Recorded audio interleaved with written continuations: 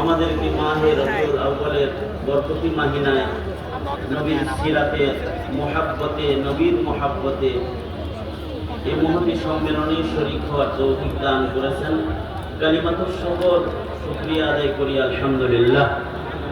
মজলিসে উলামা হযরতগণ, আকাবির আমার মুরব্বী হযরতগণ যারা রয়েছেন, ওনারাই আজকের মহতী মাহফিলের মুখ্য আলোচক এবং মুখ্য আলোচনা ওনারা করবেন।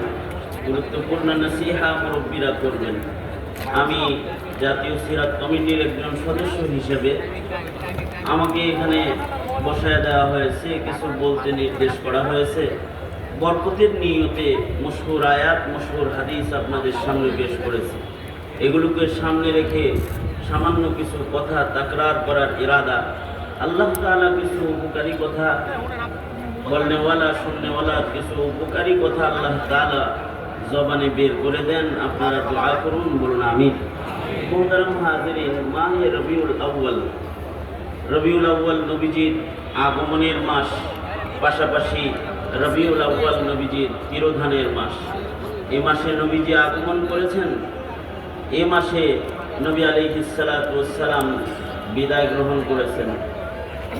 এই মাস আসলে উম্মতের কাছে নবীর কথা বিশেষভাবে নবীজির আলোচনা আলোচিত হয়, কারণ এই মাসের সাথে নবীজির আগমন ও তিরোধানের খুশি আবার বিদায়ের বেদনা ব্যথার সম্পর্ক রয়েছে। নবী আলাইহিস সালাতু ওয়াস সালামের আগমন অবশ্যই খুশির, আনন্দের। সারা পৃথিবী দীর্ঘদিন নবী আলাইহিস সালাতু ওয়াস সালামের আগমনের প্রহর গুনছিল, কারণ নবীজির চাইতে দামি কিছু তো আল্লাহ তাআলা আল্লাহর সৃষ্টির ভেতরে বানান নাই। আল্লাহ পাকের যত সৃষ্টি আছে, এই সৃষ্টির ভেতরে নবীজির মূল্য মাখলুক হিসেবে খালিকের কাছে সবচেয়ে বেশি। এই কারণেই আরশে আজিমের চাইতেও নবীজির গায়ের সাথে লেগে থাকা মাটির মূল্য আল্লাহর কাছে বেশি, কারণ আল্লাহর সৃষ্টির ভেতরে সবচেয়ে দামি মুহাম্মদুর রাসূলুল্লাহ সাল্লাল্লাহু আলাইহি ওয়াসাল্লাম। নবী আলাইহিস সালাতু ওয়াস সালামকে আল্লাহ তাআলা শ্রেষ্ঠত্ব দান করেছেন। হার কিসমের সৃষ্টির শ্রেষ্ঠ সুন্দর করেছেন। নবীজিকে আল্লাহ তাআলা শ্রেষ্ঠ আখলাক, শ্রেষ্ঠ ইলম, যা কিছু আছে সব আল্লাহ তাআলা শ্রেষ্ঠ দান করেছেন। এমন শ্রেষ্ঠ মহামানব আগমন করবেন, তার আনন্দ, তার আগমনের মাস অবশ্যই আনন্দের। তার আগমনে সবাই তো আনন্দিতই হবে, কারণ মহামানবের আগমনে আনন্দিত না হলে তো তার আগমনে আনন্দিত হবে। চতুর্দিকে আজান হইতেছে, নবীজির সুন্নাহ আজানের একটা সুন্নতের মূল্য হাজার আলোচনার চাইতে বেশি। ইন্তজামে যারা রয়েছে তাদের কাছে আবেদন থাকবে, তারাও যদি তাদের এখানে আজানটা এই মুহূর্তে দিয়ে দেয়, তাহলে এইখানে যারা উপস্থিত আছে তাদের আজানের সুন্নতের উপরে আমল করা সহজ হয়ে যাবে।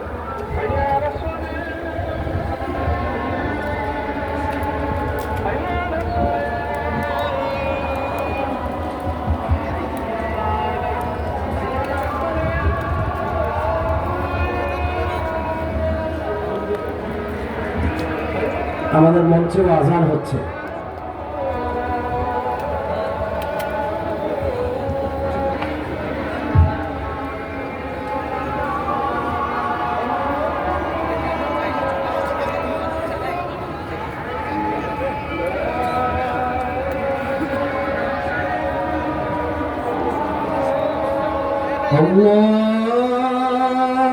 আল্লাহু আকবার, আল্লাহু আকবার,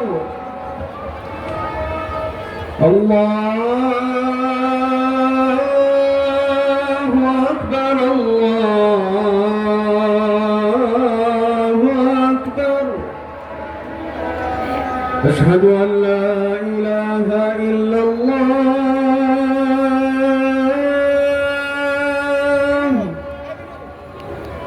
أشهد أن لا إله إلا الله، أشهد أن محمدا رسول الله،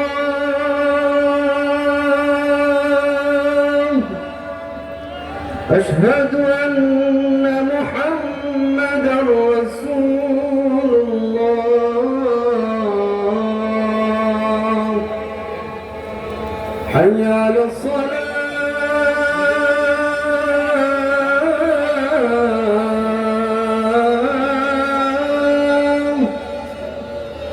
حي على الصلاة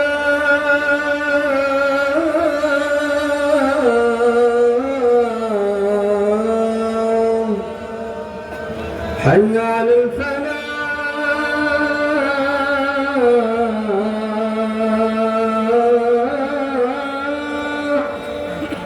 حي على الفلاح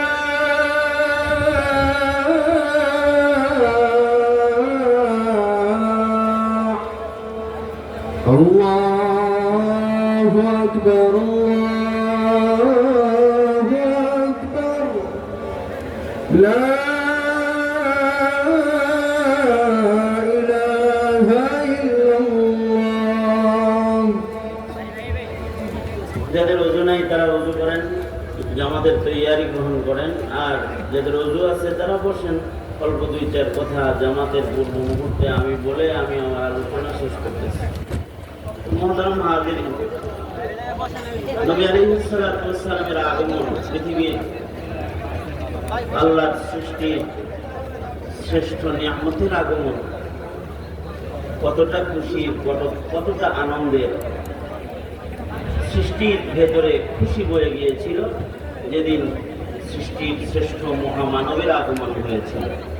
সেই আগমনটা মাহে রবিউল আউয়ালে হয়েছে। খুশির হবে না কেন?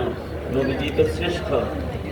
নবীজির শ্রেষ্ঠত্ব হলো আল্লাহর পরে মাখলুকের ভেতরে শ্রেষ্ঠতম যে মকাম, সেটা আল্লাহ তাআলা তার হাবিব মুহাম্মদুর রাসূলুল্লাহ সাল্লাল্লাহু আলাইহি ওয়াসাল্লামকে দান করেছে।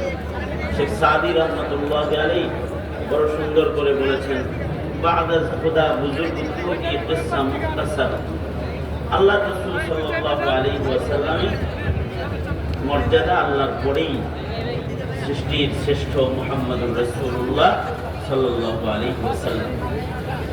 আল্লাহর নবী সাল্লাল্লাহু আলাইহি ওয়াসাল্লামের সৃষ্টিগতভাবেই নবীজির দেহ মোবারকই শ্রেষ্ঠ, পাশাপাশি সুরত যেমন শ্রেষ্ঠ, নবীজির সিরত শ্রেষ্ঠ।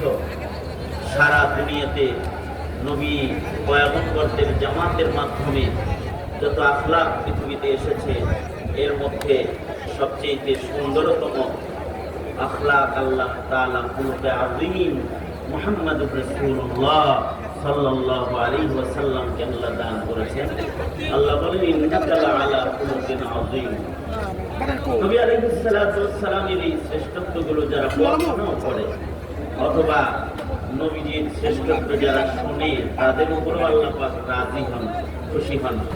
এজন্য পৃথিবীর সকল দার্শনিকরা, লেখকরা নবীর নামে ভালো কথা লেখার মিন্নত করেছে। পৃথিবীর সকল কথকরা নবীজির নামে ভালো বলার প্রতিযোগিতা করেছে, নবীর সিরাত আলোচনা করার প্রতিযোগিতা করেছে। যার ভাষায় যত সুন্দর করে নবী আলাইহিস সালাতু ওয়াস সালামকে পেশ করা যায়, এটা চেষ্টা করেছে। কেন? নবীজির যেটা আল্লাহ তাআলা দান করেছেন, এই শ্রেষ্ঠত্ব স্বীকার করার নামও ঈমান। এই কারণে নবীর শ্রেষ্ঠত্ব স্বীকার না করে যারা নবীকে গালি দেয় অথবা নবীজির প্রতি অশ্রদ্ধার নজর দেয়, তারা হয়ে যায় বেঈমান। তাদের ঈমান থাকে না, তারা বেঈমান হয়ে যায়। এই নামটার সাথে মুহাব্বতটাই ঈমান, আদাওয়াত দুশমনী বেঈমান। এই কারণে